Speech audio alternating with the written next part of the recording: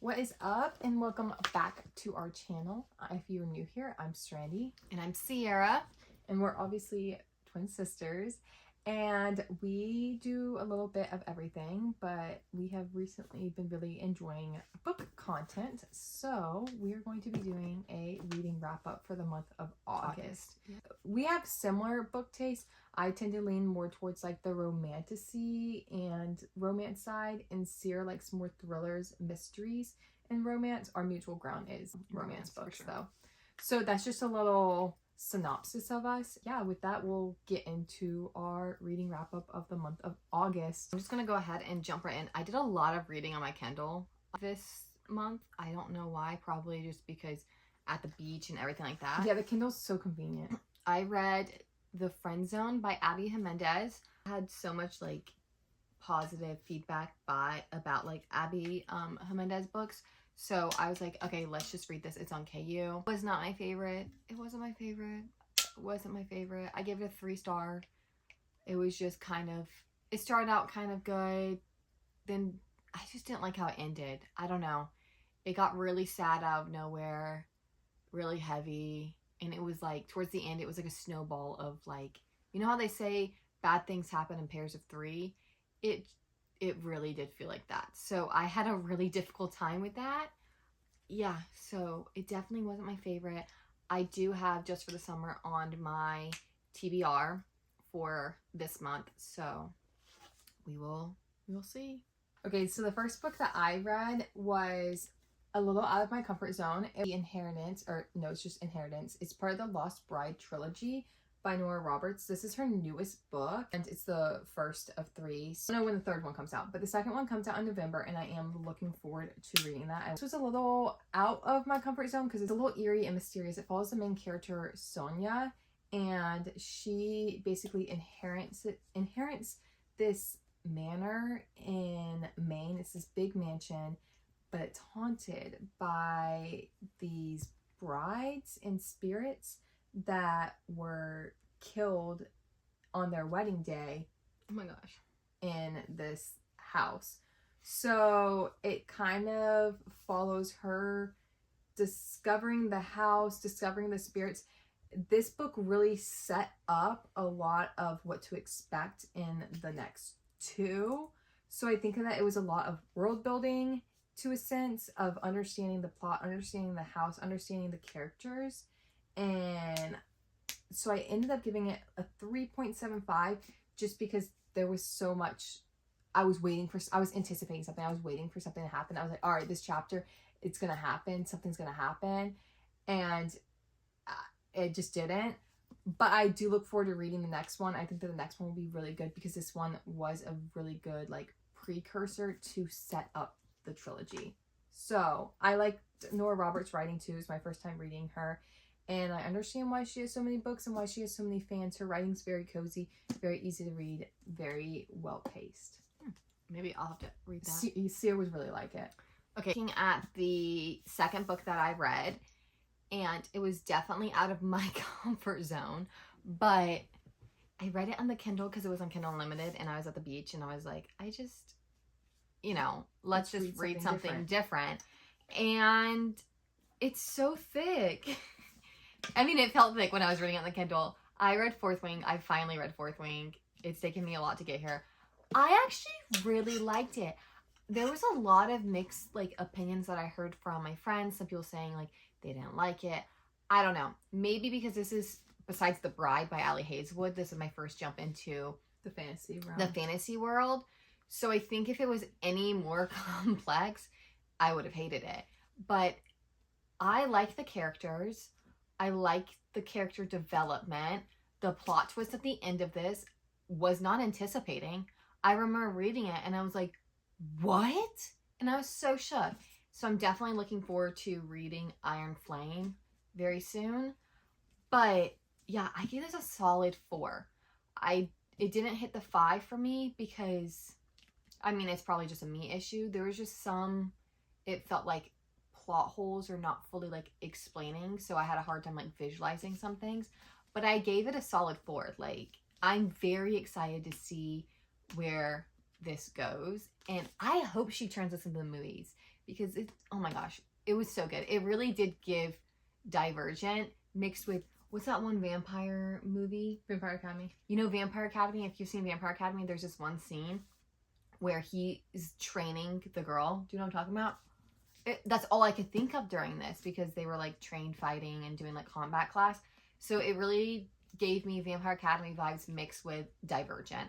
So I really liked it. So if you haven't read this, I would definitely recommend it. And that's definitely on my TBR. We were laughing because Sierra's very much so like, fantasy, no, it's not in my wheelhouse. It's not my thing. And I had asked for Fourth Wing for Christmas. I wanted the black sprayed edges because I just thought they were so pretty. And so I got it for Christmas, and I haven't reached towards them yet, just because in the beginning of the year I was in a really bad reading slump. And so we were all making jokes, laughing, like, who would have thought Sierra would have read Fourth Wing before me? I know, and they're thick. I'm looking at Iron Flame too, and I'm like, that one's really thick. She's like, I have to read this on the Kindle. I can't read like this. It's so hard for me to read, like, look at a book and see it that thick. I don't know, maybe that's just a me thing. I don't know. I just turn off the page numbers though, because I'd be reading a chapter in Fourth Wing and it'd be like, this chapter is 30 minutes, and I'm like, oh my gosh, This chapter's 2 hours. It's like, you have 19 hours left of this book. I'm like, oh my goodness. Oh my gosh. So the next book that I read was Icebreaker by Hannah Grace.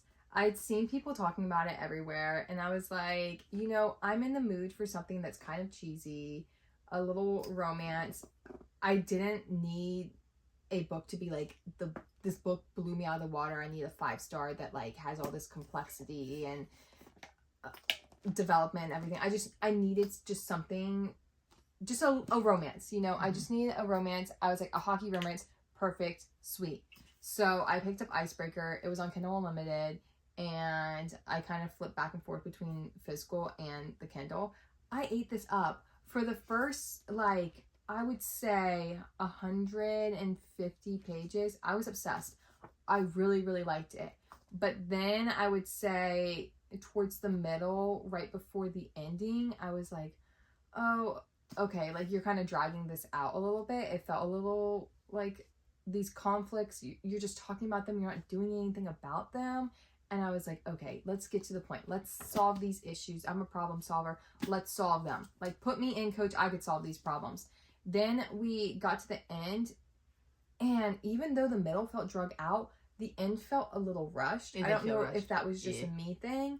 So I was like, if this book was just the first 150 pages, 5 stars. It was so good. The banter, I agree. Spice, the everything. I was said, this is fun. I'm sad. I'm sad. I'm laying in my bed. I'm kicking my feet. I'm having a time. And then it just kind of fell short for me. So with that, I gave it 3 stars. That's what I gave too. It was like a solid 3 stars. I would not, if someone was like, I want to read Icebreaker, I wouldn't be like, no, don't read it. I'd be like, yeah, you're going to have fun with it. Is it the best book that you've ever read? No. But do the vibes deliver? Yes. For sure. So the next book I read was If We Ever Meet Again by Anna Long. And this book is essentially like study abroad. So they're in, I want to say they're in Tokyo. They're over Shanghai though. Okay, they might be in Shanghai. So they're overseas, and they're doing like a study abroad program, and everyone's kind of a different major, and it's like a group of kids. So it's like a found family. And I love the found family idea of the book. That was so good. And pretty much she meets this, I can't remember what sport he played, but he was a very athlete. Like, he quit the sport. He didn't want to do what his dad said, like, and just went as far away and did the study abroad program. And the concept of it was there, falling for someone who you shouldn't be falling for. The love in a foreign country, the found family in a foreign country. Like, I really liked the premise of it, but my gosh, by the end of it, I was like, you're kidding. I was so angry. So angry. But I needed to know what happened. I was like, this just seems fishy. So then I went straight into the second book, which honestly, usually in standalone series, I'm like a series reader, but like, I don't ever finish them. So then I went into reading If the Sun Never Sets. Oh, hold on. If We Ever Met Again, I gave it 3 stars. And then If the Sun Never Sets, I give it 2.5 stars. So this picks up 5 years later after their relationship got called off. And he's in New York and she's in New York as an interior designer. And his friend knows of an interior designer that can help stage his new apartment. Okay? And that's how they reconnect. He offers her a big lump sum, which gives like billionaire vibes, a big lump sum of money to do this project for him. And then they rekindle their relationship, blah, blah, blah, blah. You find out loose strings from the book prior. It's up all these loose strings, so everything you're angry about in book 1, book 2 ends, and then you're angry about it again because none of this conflict should have even been a thing. Oh my gosh, I was angry. So I rage gave it 2.5 stars. Honestly. Are you gonna read the 3rd? No, because I don't care anymore. I'm so angry. I was so angry. So I stopped reading the series because it really... You don't want to know if the series ends like on a happy note? It's about other couple in the... Oh, that's the end of their relationship? It's the end of their relationship. Oh, okay. But like, how the book ends, they should have never broken up to begin with, essentially. It was like the miscommunication trope. So it just made me very angry. Sierra doesn't like miscommunication trope. Just talk. Okay, so Sierra's whatever her rage books. They are pretty covers though. That's what made me read them. Okay, so moving on to my next read, I continued on with this Maple Hills universe series. There's something about standalone series. I'm always like, I'll read like one standalone and then I won't come back to it until like later. But I just forget how much I enjoy a standalone and then the like intertwining of characters. I just think it's so fun, and you see little, pop-ups of, oh my gosh, Nate's in there or whatever. So this book is the 2nd book in the Maple Hills universe series, whatever you want to call it. And it follows Russ and Aurora. And essentially they meet at a party and they get together. And then there's a little miscommunication. And then they run back into each other at the summer camp that they both are working at. Aurora grew up going to this summer camp. And it's kind of like her safe haven. And then Russ is just looking for something, to do for the summer. So he volunteers at that summer camp and they meet. But at the summer camp, there's a rule of like no staff fraternizing. So typical. They have to kind of stay away from each other. So this book has a lot of tension, but it's fun seeing their relationship just form and grow. And they communicate so well. I give Hannah Grace props. The characters are so mature with conflict. I hate a 3rd act breakup. It makes me like so angry, especially when it's miscommunication. So I will probably not be reading that series that Sierra read. I hate miscommunication. It just, yeah. So good job, Hannah Grace. I think that she does a really good job at definitely that comfort writing, the coziness. I really do like Russ and Aurora. I think that their characters develop well, and I like the realness and the complexity of them. I like it when the character's written very human and not just, oh, it's a fictional fake person, So again, I really liked this. I gave it a 3.75, 4 stars. It's kind of toying that 4-star line, but overall, I really liked it. I think that the series is just so good. Unexpectedly, I didn't expect it. So the next book that I don't even think I can say the word read because I listened to an audible, but it was Maybe This Time. Yeah, Maybe This Time. I'm currently listening to this. Oh my gosh. I've been listening to it while I've been like cooking dinners and stuff. And the narration to it is hilarious. Yes. It's like a little movie in your ears. Yes. So back in college, I took a sound design class. So I think I have an extra level of appreciation behind this because there's little like water droplets, or when they're time traveling, there's like a specific noise that makes you know. And so I have a special, I think, love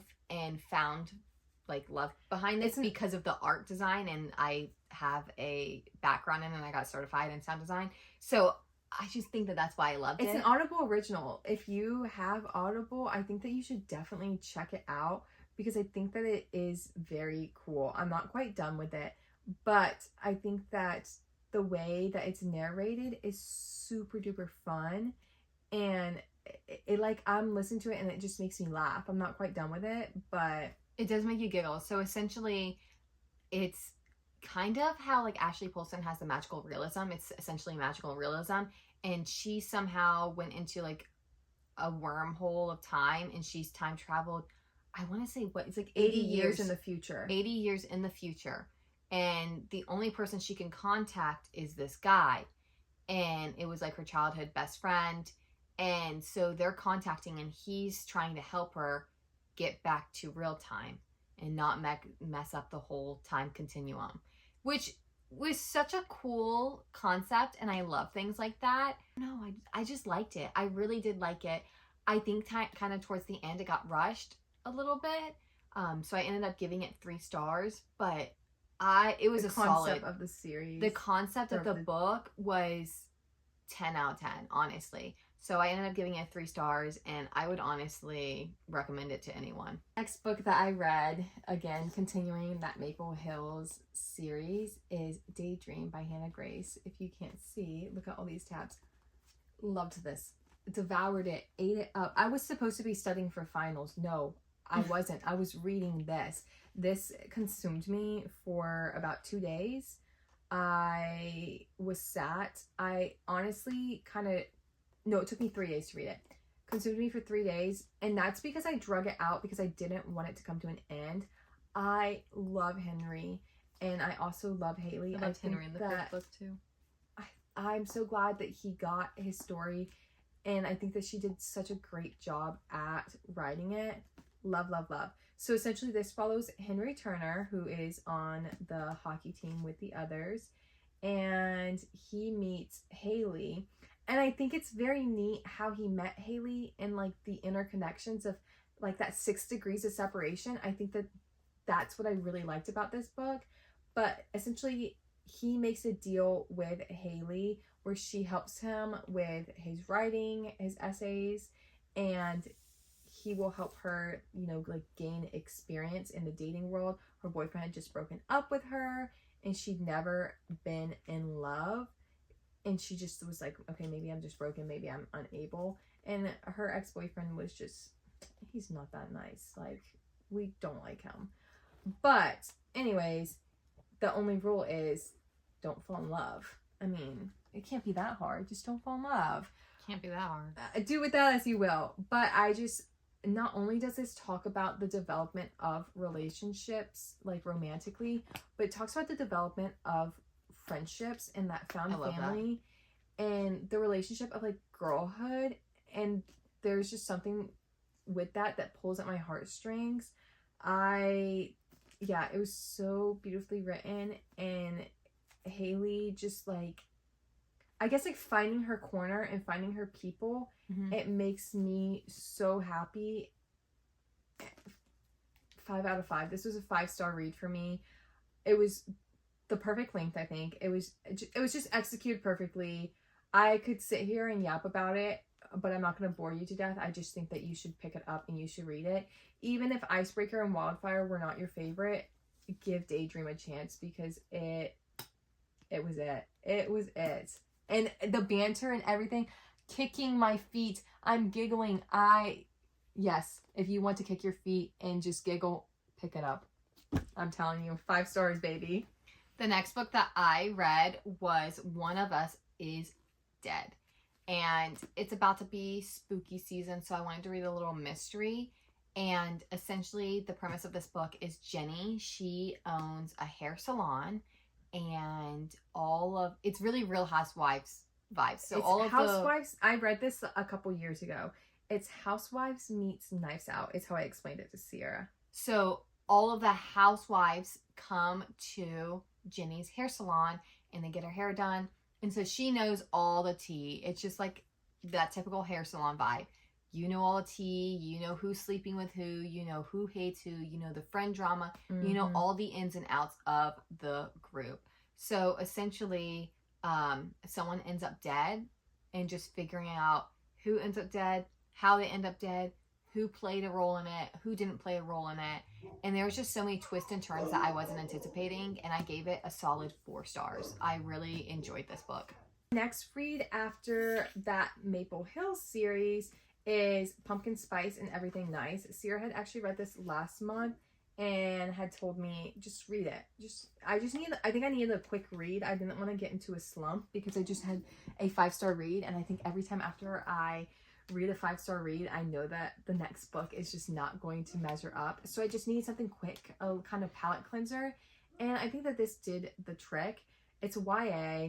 It follows Lucy, who lives in a small fallish town in New Gilmore England. Girl vibes. Gilmore Girl vibes, yes. And her mom owns the local coffee shop, and this major corporation coffee shop, like a Starbucks, is opening up across the street. And so she fears that this coffee shop is going to basically cause her mom's coffee shop to shut down, so it upsets her, and she's doing anything and everything that she can to essentially save that coffee shop. And I think that it was fun and it was cute, and it really set the mood for fall. It was a solid 3-star read. YA, if you're just wanting something that's light and easy and kind of mindless, I definitely recommend this. I think it's cute. Book I've ever read? No, but it was cute for what it was. And the vibes. 3 stars for the vibes. This book that I read is A Stand-In by Lily Chu. Oh my gosh, I ate this up. I actually listened to an audio, and the premise of this book is Gracie Reed. She is the main character. She's the one on this side with the short hair, and she's going through a lot of stuff at her job. Her boss is not the nicest. She just got let go, and she gets stopped like walking down the street or whatever. There's a picture of her at a coffee shop, and she looked a lot like the famous celebrity Wee Fangli, and they're like, hey, she's going through a lot. She can't handle doing all this media and being in production. So would you like to be your stand-in? We'll offer you X amount of money. And she's like, I don't know, this is kind of crazy or whatever. Premise of it, she ends up doing it. And it was just so well executed. And then there's a guy friend in there that's really good friends with a celebrity named Sam. And he does such a good job as like the supporting role. It's so good. It's so good. It's found family, it's love, it's friendship, it's everything. I didn't think that there was any notes that you could do. And yeah, Gracie really wants to do this because her mom is suffering with dementia and or Alzheimer's, and they want to put her in like a better like house or better nursing home to really get her the help and love that like and support that she needs. So all of this is being done from like the goodness of her heart, but then it makes her question like, you know, her character, like I'm doing something wrong to then do something good. So it kind of gives you that deeper Like thought a moral too. dilemma. It gives you like the moral dilemma thought. So it makes you think, would I do this? Da da da. I don't know. No notes. I really liked it. I did give it 5 stars. Enjoyed it. Would recommend it to anyone. And yeah, I loved it. So the next book that I read, this is a little out of my comfort zone. It is a dark romance. It's Hooked. I started annotating it because I was reading it physical, and then I was reading it on my Kindle, and then I was listening to it. So I had all 3 sources for this, but this is Hooked by Emily McIntyre. People rave about this A Never After series, so I was very excited about it, and I do understand the hype and why people love it. It's very interesting. So this is a Peter Pan, to a sense, not even reimagining, like influence. It's very loosely, it's not based on any of it. It's just kind of taking the premise of those stories and essentially turning it into a dark romance novel. So this follows Hooked, or James, and then Wendy, who is Peter Michael's daughter.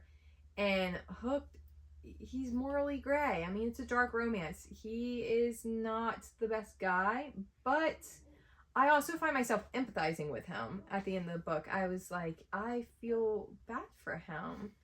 And should I feel bad for him?